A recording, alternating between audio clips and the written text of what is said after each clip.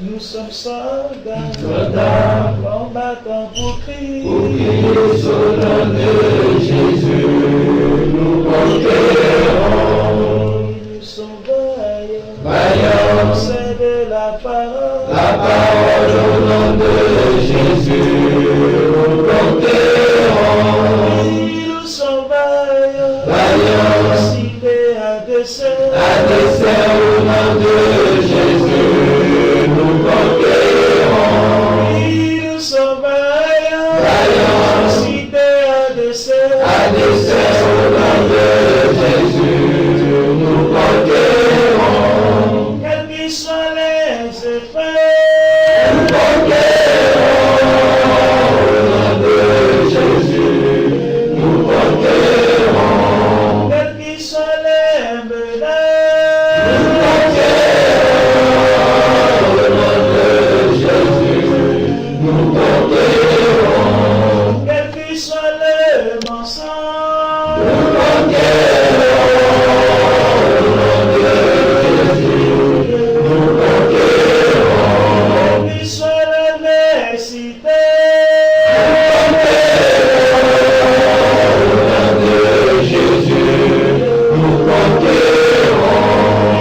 nous sommes vaillants, cités à dessein.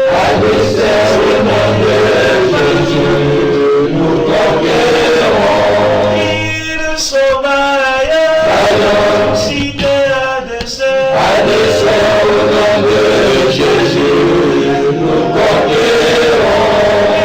Nous sommes vaillants, c'est de la parole.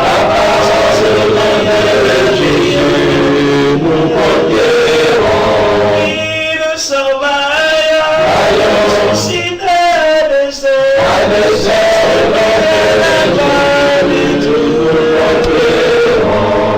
Quels qu'ils soient les mensonges,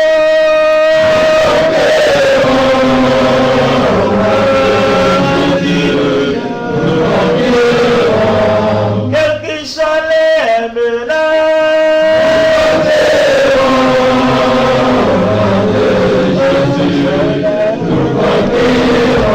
quelle qu'ils soient l'adversité,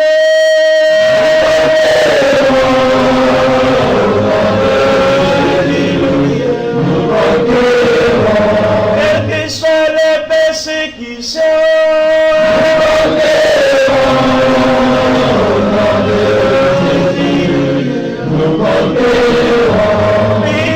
nous sommes vaillants, suscités à dessein.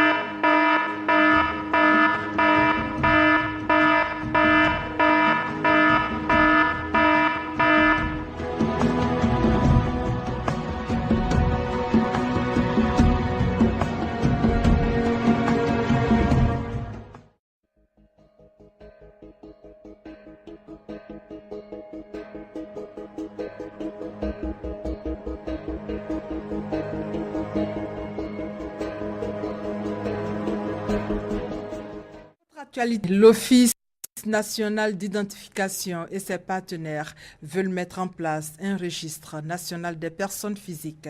Il s'agit d'un système intégré et sécurisé avec une base de données centrale permettant l'identification des populations vivant en Côte d'Ivoire. Le point avec Michel Digré. L'état civil et l'identification des personnes vivant sur le territoire ivoirien présentent à ce jour de nombreuses insuffisances.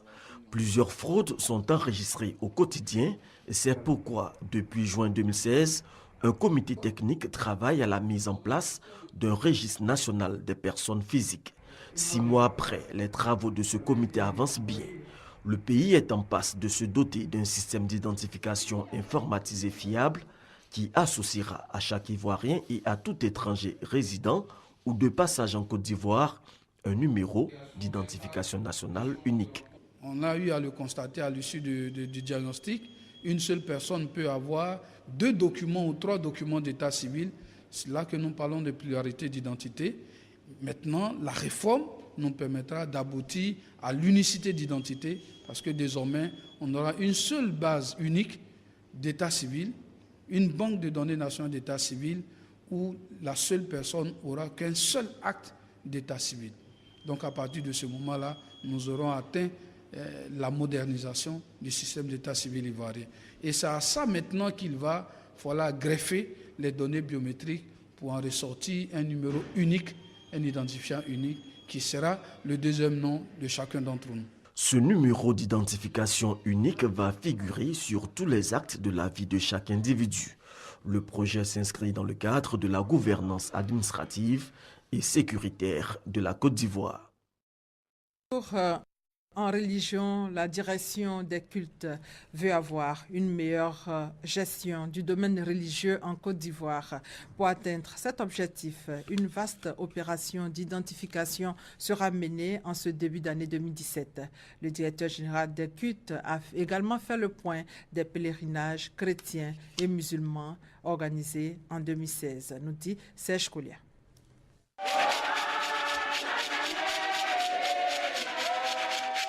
Identifier l'ensemble des guides religieux, cibler et répertorier les lieux de culte en vue de disposer d'une cartographie des obédiences qui officient en Côte d'Ivoire.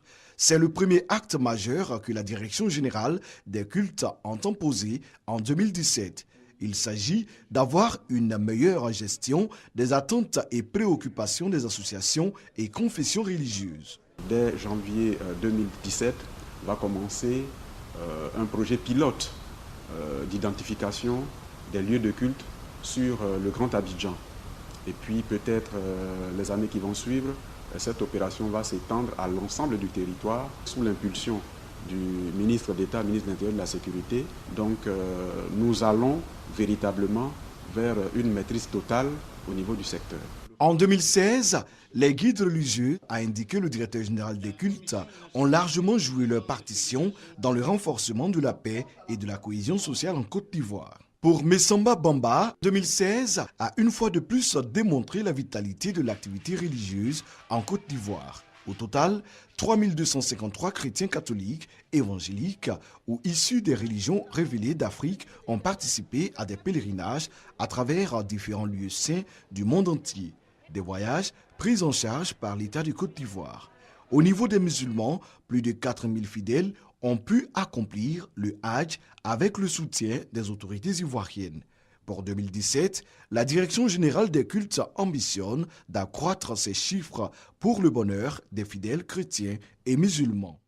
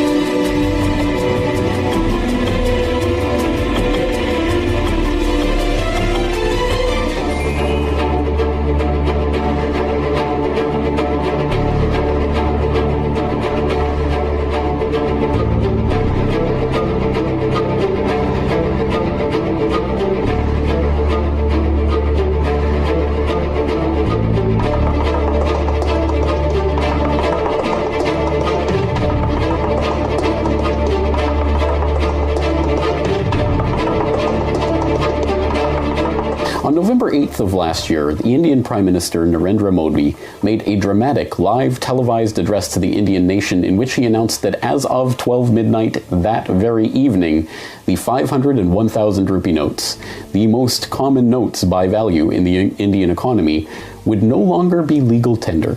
The real question for us today is why? So at least one of the main reasons for this demonetization is giving a boost to the underutilized cashless payment infrastructure of the Indian economy. When we started, we were about 150 million users, and now we are 160 million users in less than 3 weeks. So 10 million customers got signed up in less than 3 weeks. All right, so evidently the cashless payment systems of India are getting a big boost as a result, a direct result of this demonetization. And so here's the real billion rupee question. Well, who is behind this? For the first clue on that trail, who is behind this, just follow Bill Gates. He just happened to be in India this week addressing Prime Minister Modi and his cabinet and praising this chance to embrace this wonderful fintech revolution and all of these new cashless payment technologies that India is going to use to leapfrog right over the whole card payment thing and right into the cashless society. But can we find a more direct causal connection, not just a coincidental meeting between Bill Gates and the Indian Prime Minister on the week of the demonetization? Well, yes we can. In order to do that, let's turn to the blog of the economic journalist Norbert Herring. Washington is behind India's brutal experiment of abolishing most cash.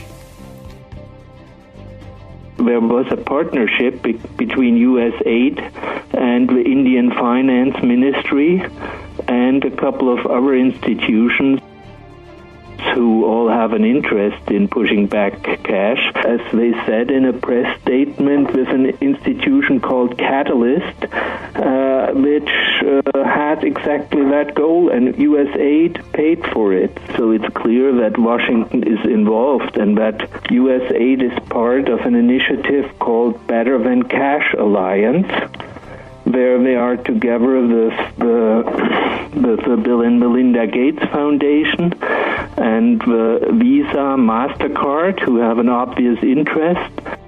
But as bad as all of this is, it gets even worse.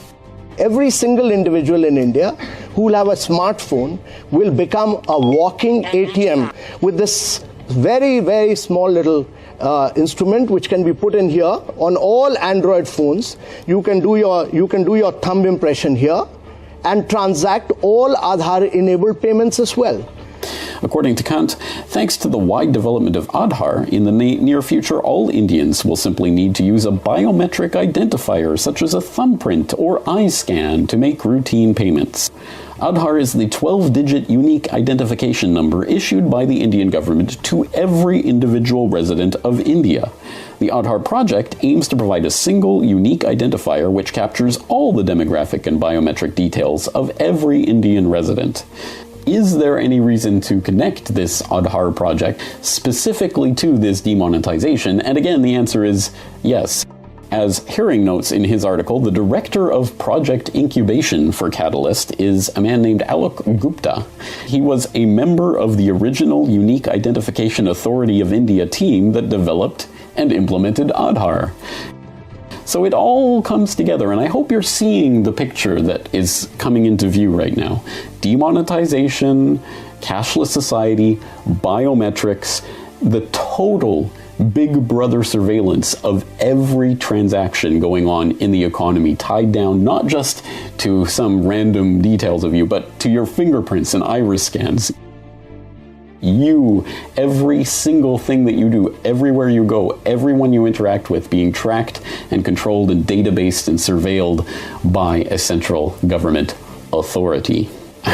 I would like to think I don't have to elaborate why this is not just a problem for the people of India, although it is obviously that, but this is very soon coming to a country near you.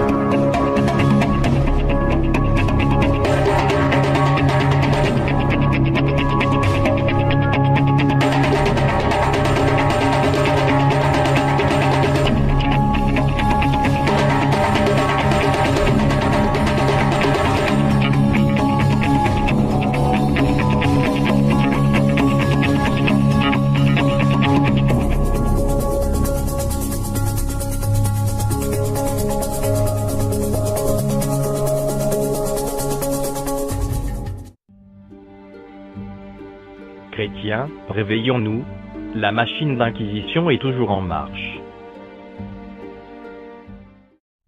L'apparition de cet impie se fera par la puissance de Satan, avec toutes sortes de miracles, de signes et de prodiges mensongers, et avec toutes les séductions de l'iniquité, pour ceux qui périssent parce qu'ils n'ont pas reçu l'amour de la vérité pour être sauvés. Aussi Dieu leur envoie une puissance d'égarement, une puissance d'égarement, une puissance d'égarement, une puissance d'égarement, pour qu'ils croient au mensonge, afin que tous ceux qui n'ont pas cru à la vérité, mais qui ont pris plaisir à l'injustice, soient condamnés.